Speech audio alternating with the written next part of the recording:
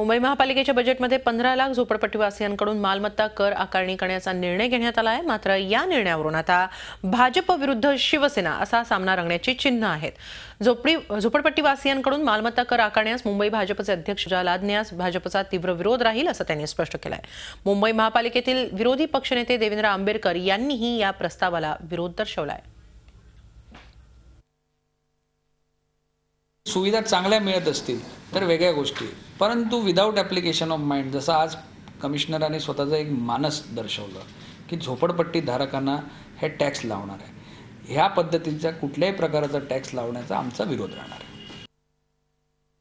बिचारे झोपडपट्टीवासियांकडे तुटपुटून जे पगार असतात ते त्यांची घर राहणी ही हलाखीची असते, त्यांची फायनान्शियल कंडिशन हलाखीची असते आणि त्यांच्यावरती हा नवीन टॅक्स लावून तुम्ही काय साध्य करणार आहे? म्हणजे मुंबईकर जे आहेत त्याच्यामध्ये 50% लोक गरीब वस्तीत राहतात, त्याच्यावर हा तुम्ही टॅक्स लावून काय साध्य करणार आहात? म्हणजे मुंबईकरांना तुम्ही वेठीस आणण्याचं काम हे सत्ताधारी पक्ष करत आहे। झी 24 तास रहा एक पाऊल पुढे।